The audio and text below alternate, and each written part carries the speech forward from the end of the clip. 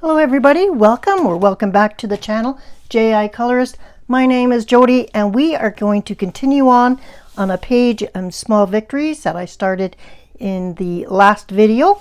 I did plan on doing this all in one video, but it ended up being quite long, so I've broken it into two videos. So we are working, like I said, in Johanna Basford's Small Victories. I am using a color cube from the cube number 1 from Sarah Renee Clark, 42. We are using Zig products, so we are using Zig Brushables. So we have 4 different Zig Brushables, and we are also using Zig Clean Color markers. So we are continuing on using water-based markers. I'll just bring you back to the page we're actually working on, and I'll clip this other one open. Okay, so we started and completed the bumblebee, and now we have the snail to do. And I am using the same palette for the entire page, so we will be using the same colors. These are the colors here that we swatched last one, so we won't go through all of that again. If you haven't seen the first video, I will tag it at the end of this video, so it will link in at the end card. All right, so again, these are our colors. They include light pink, seafoam, which I'm just calling light green, cream, which I'm going with yellow because that is not cream. Then we have peach, which is fine, and turquoise, which I'm going with light blue because, again, this does not look like turquoise. Okay, those are the colors we're using. I basically use the front colors to swatch out and match the colors more than the color names, because I did find that the color names are not always very accurate. So I just go by my supplies myself and which colors work for this colored card. All right, so let's go ahead and do the snail.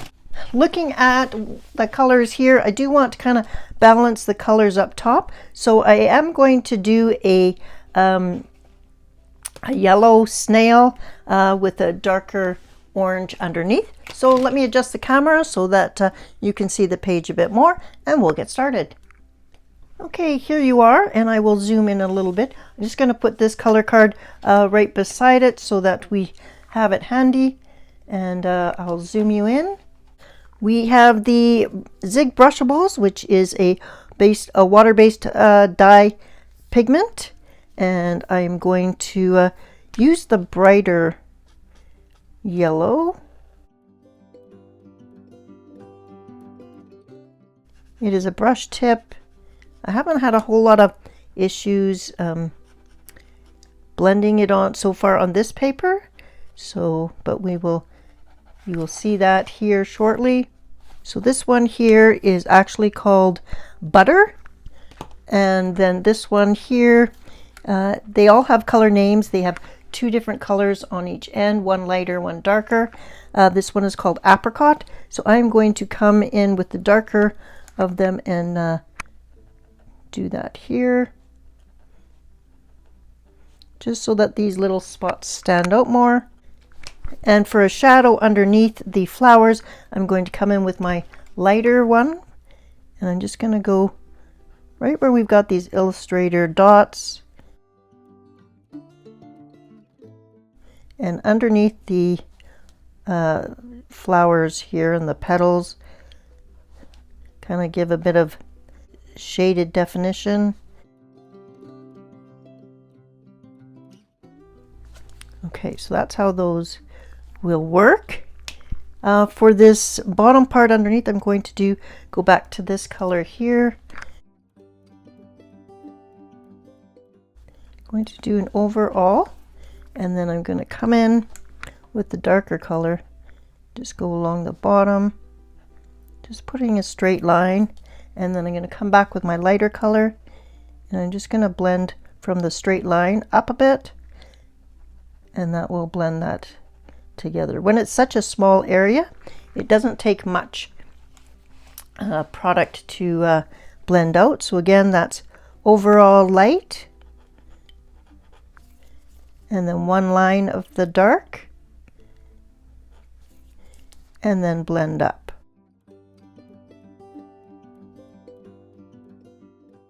I will do that for the rest of those, and I'll be right back. Okay, that part is done. Now I'm going to do the background on here before I do any of the other colors. So I am going on the background on the wings here. I did a light pink to kind of make sure that they were transparent kind of wings. This time I am going to, it's more of a solid, so I'm actually going to bring in the light blue. So this is the Zig Clean Color Rail Brush Pen, and it is number 36 in light blue. And I am just going to color the entire background and making sure that I'm not going over leaves or flowers, just doing the background. And this is where the Zig brush is really flexible and very nice, because it can get into such tiny areas. Now on areas where I'm getting close to the edge here, I'm not going to leave the edge rough, so I'm just going to make sure that I'm going inside. So I'm not going to go right to the edge. So I'll leave that area alone. This is definitely such tiny areas. I'm not sure how you would do this with colored pencil unless it was extremely sharp. Okay, that's it. That's the entire background. Make sure I've got everything. If there's something missing, I'll grab it. That's a nice thing about having a very small amount of markers on your table and sticking to a palette, is if you miss something, you can always know what colors you use, because there was only 2 options. All right, let's get the leaves done. Again, for the super tiny leaves, I'm going to just leave them one color, and I'm going to do it in the pale green, which is number 45. So these ones are super tiny, so I'm not going to try and do any blending. I have 2 different greens to use, so I am going to be selective on which. So I'm going to do all the leaves of the similar style or type, the same. And then for the other leaves, they're still small, but I'm going to use my darker green, where it's a bit brighter, and it is green number 41, and it's called light green. I have the 60 set, and I'm going to go and do all of the leaves that are the same shape with this green. And then the larger leaves we are going to do some blending on, similar to what we did on the bumblebee. I like to start with my lighter colors and place those first in case I make a mistake and I need to cover it up. Then I have the darker color still left to use. Okay, I'm going to leave that and move on to my next green, which is going to be a gradation from light to dark. So I'll zoom you in a bit so you can see this. So I'm going to do a darker area first, and then I'm going to come in and I'm going to start in the dark area and drag some of that pigment up. And that's going to be my next leaf.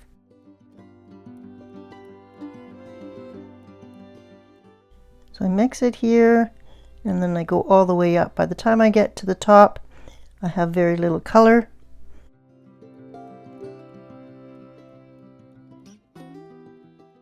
I find that there's less of a line if you do it that way, but you can also do it the way I just did. I did that smaller leaf that way because it is just a small leaf and it's not going to make much difference. But there is the same size leaf done that way. So one more, and then I will go and do those leaves.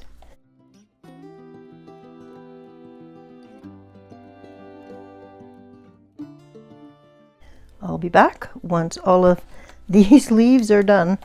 Actually, we'll do one more larger leaf here. So So again, I'm going to put down some pigment, and then I bring this pigment up by blending up.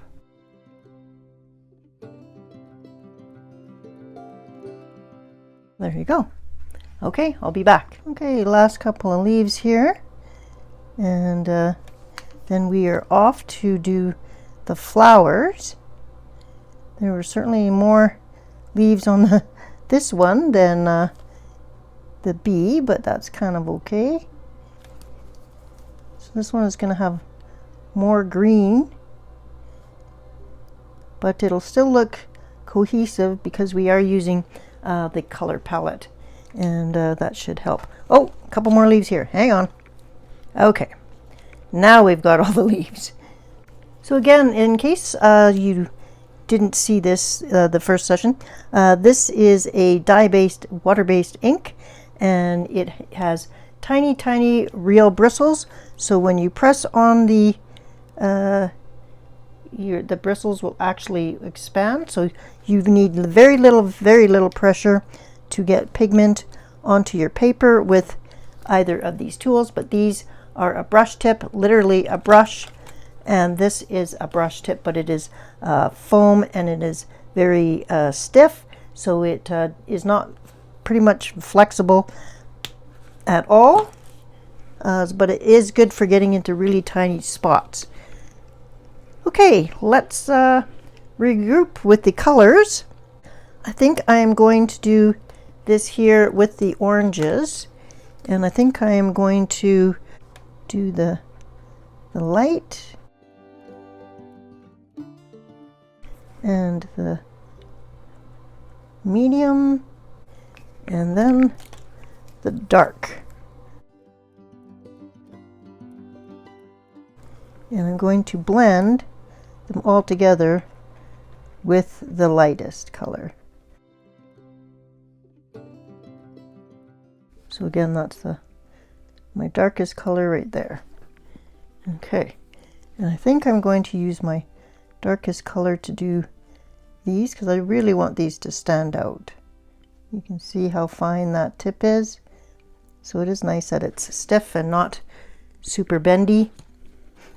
Okay, you need to make sure you get the caps on. The caps do match the tips, the plastic areas, so you can see these two caps. This one obviously goes with this end, and this one goes with this end. All right, let's look at our color choices again. We've used blue, we've used the orange, we've used some yellow, we've used some green.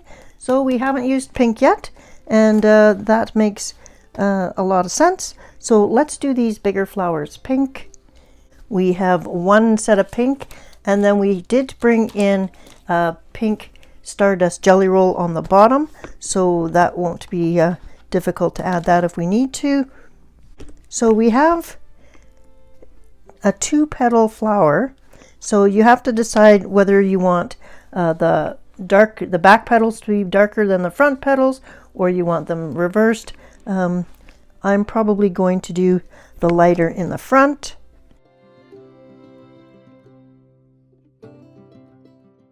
And then I'm going to do darker in the back.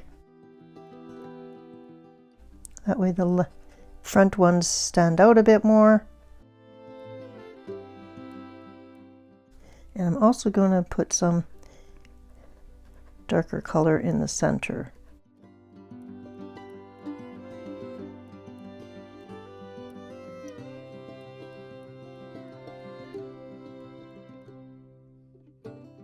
If you want to add a little bit of shade, just right at the tip, and then you can blend that in.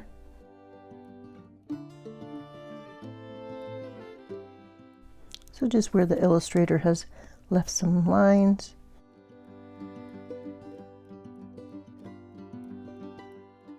This pink is very light.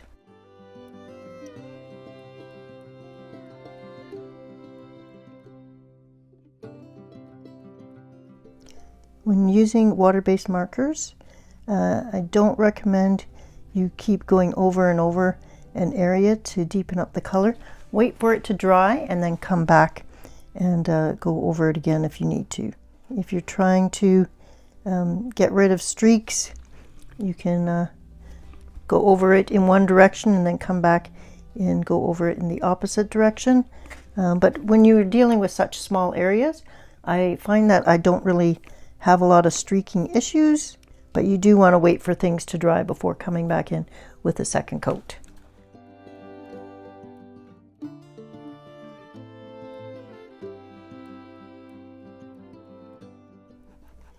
Now this time I have an underside of the petal showing, so I'm going to make that darker.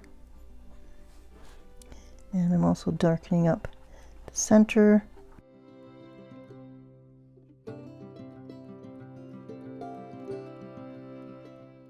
And this is the darker underside.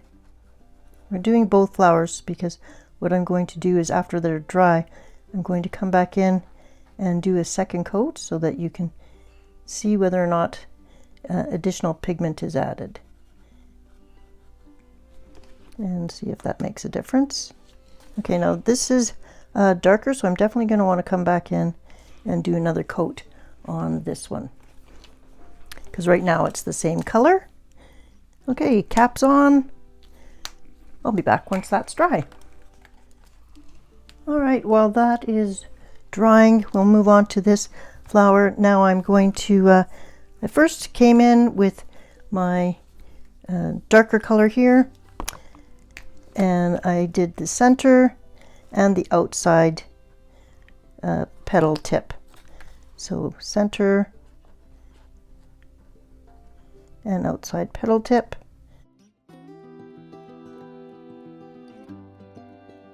Then with this one, which is the apricot, I'm going to do a darker right at the base. And then similar to how we did the leaves, I'm going to go up with the lighter color and blend that in. And if there isn't enough shadow, I can add a little bit while it's wet, not a lot, and add a little bit more like that. So again, darker and blend it up.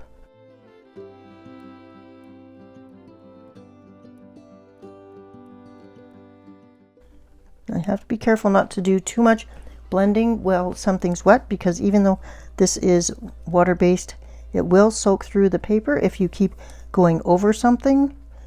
So we want to do as little blending as possible. So that's why I put a little bit down and then just a titch more, and then I can move it a bit more. And I think that looks really good.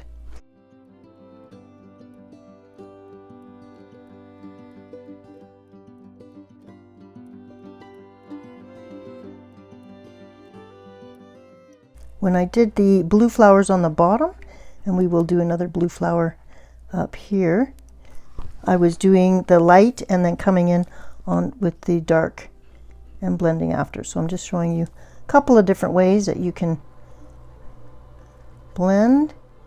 Okay, I'll finish off this flower and be right back. Okay, so looking at the flowers that I have left, I've left these two so that they can be different colors, and then we have these tiny little ones here. So because these tiny ones, I already have a blue background, so I'm thinking that small flowers in blue would blend in too much. So I'm going to make these ones yellow, and then these larger ones I'm going to make them blue, because they've also been surrounded by green, so they won't blend into the background as much. So sometimes you just need to look at what else is going on the page and what you want to pop out.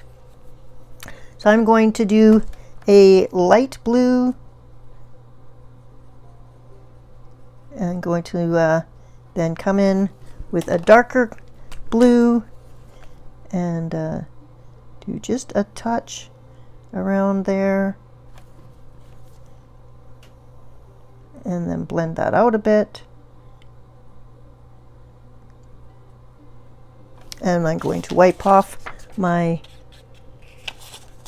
so that I'm not dragging that blue color that darker blue color around.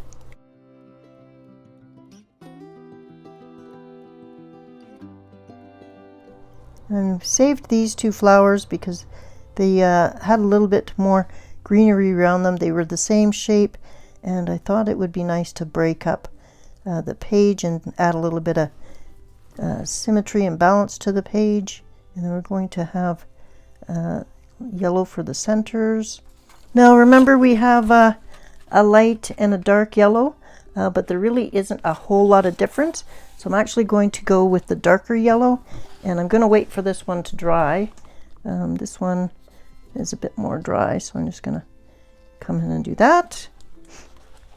And then I'm just going to do that here. And I see a tiny speck where there should be some background, so there we go. It's awfully tiny areas, but I want these little flowers to stand out, so I am using the brighter yellow that I have. Okay, I'll do these ones here, and then we will come and we will do the background and also a little bit of gel pen on the page. Okay, we're ready to do some gel pen. Now I used this Stardust, kind of a deep pink down below, so I'm going to do that here because these look like pretty similar flowers, and that way I'm staying in my color palette. So we'll do that around both of these, and then I am going to grab a gold gel pen. Let me find it. Okay, I have grabbed the gold gel pen, but I also remember that this flower here had the back side is dark pink, so is this. So I'm just going to come over and do another coat of that to make sure that these stand out. And I'm going to actually come and put a bit of a shadow behind some of these areas where there's a bit of overlap. Helps the petals stand out a little bit. Okay, now I'm going to bring in the gold gel pen. Now I haven't had gold gel pen anywhere else on the page yet, but I wanted to put it in the center of these super tiny flowers. And this is the dual hybrid gold, so it's a little bit, it's quite reflective, but it's a yellow gold. So I think that it matches the palette still. And so these are basically just dots in the center, so tiny that it's not adding a lot of color to the page, but I will add just a titch of sparkle. And I'm also going to go and put a few dots in the center of the blue ones. Okay, now we're going to go down here and we're going to add a little bit of gel pen to the centers of these flowers as well, right over top of that. And that just adds a little bit of sparkle to the page. All right, I think we are ready. Zoom you out even more. Okay, here we are with the page fully colored. Now, if you are somebody who is not interested in background, then thank you for joining us today, and you are done. The rest of this video is going to be easy, fun background, and I'm going to be using confetti from a stationery pal haul. It's a variety of colors, so what I'm going to first do is remember my color palette, and I'm going to select some of the colors from the color palette and make sure I have a variety of them. I don't think I'll bring out a white one, but we have two different colors of pink, so we can bring those out. Okay, I've got you zoomed out so we can see the entire page. I have 2 dots per color, basically. What I'm going to do now is strategically place them around the picture, and I'm going to make sure that I like where I'm placing them before I go and actually do any kind of gluing, because I will be gluing these down. And what I also plan on doing is not having the whole dot on the page. So I will be coming in with an X-Acto knife. So if watching someone cut things is something that is triggering for you, then maybe look away for a little bit while I do that. So I'm just going to place them around. So this one that I've got covering up some of this wing, what I plan on doing is cutting it around the wing, so only some of it is sticking up from like underneath the wing. So that's why that's there. Okay, we'll start with that and see how it goes. Now I am just going to use a regular glue stick, but if that isn't sufficient, I will come in with some white liquid glue. I have just this Calvin's white glue. It's just crafting glue, and what I'm going to do is actually put a little bit of it on a palette, and I also have a silicone tip tool that I can use to apply the glue. Okay, I've added a plastic sheet here that I sometimes use as a palette, so I'm going to add some glue here, and that's probably going to be the best. I do have a thicker cardboard piece underneath this, so when I am cutting, I will move that cardboard around so that I'm not slicing through the paper. But let's just start gluing. I'm actually going to do both. So once I have decided where, I'm going to actually start to do the ones that are closest, that I'm going to like do partially underneath. So we'll do that.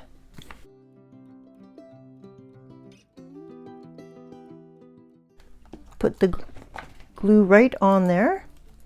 I want to make sure there aren't any big clumps.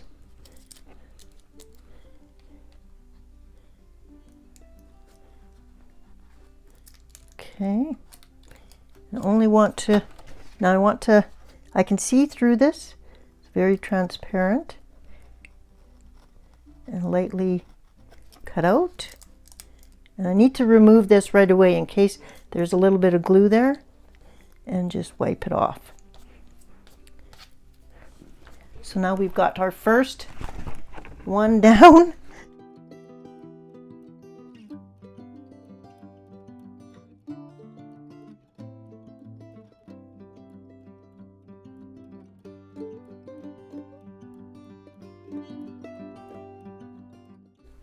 Now I didn't put glue on the sides because I know I'm going to put it here. I'm just going to push down on that area. And as you can see, you can still see through there.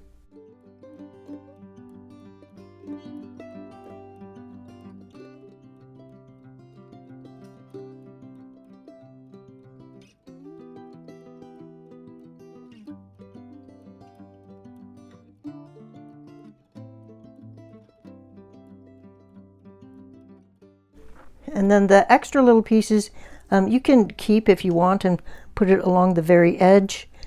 So we'll just leave them to the side for now. Once we're done this project, they will go into the trash if I haven't reused them.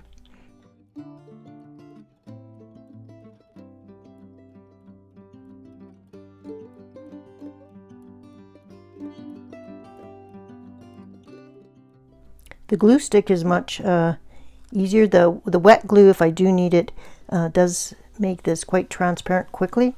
So sometimes I try to use the glue stick. Just going to do half.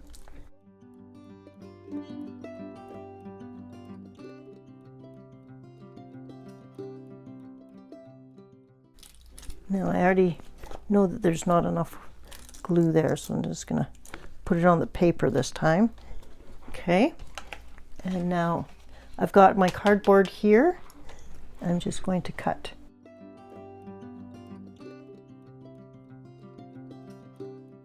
We've got a half piece. We might as well put it down here in the corner. And this time I'm just going to put a little bit of glue right onto the corner.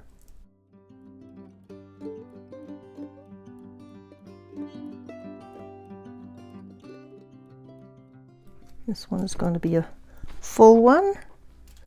You'll have to tell me if you have done something fun with packaging that you've received on your coloring books. I'm always looking for fun ideas on ways to use it, and when I saw this in the stationery pal box as packaging, I thought, I know exactly what I'm going to do with those.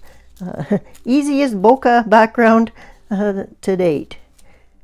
And I'm staying in the color palette, so these are not going to clash with what else is going on the page, which is key.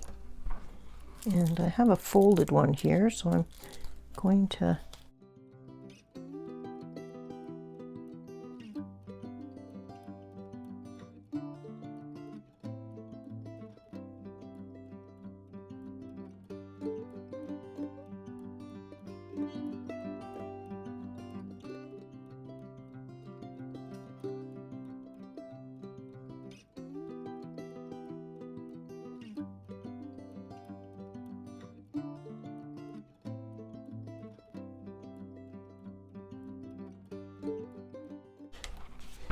let's take a look, step back, and before we add a bunch more,